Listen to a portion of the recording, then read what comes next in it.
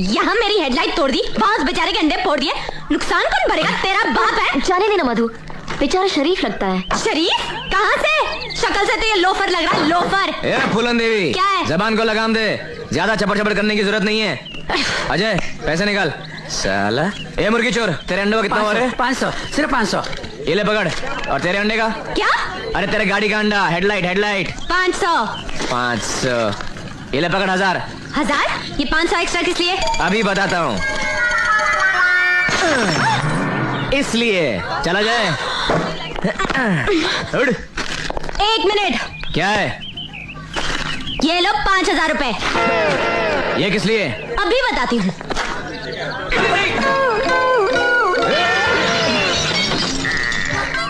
इसलिए।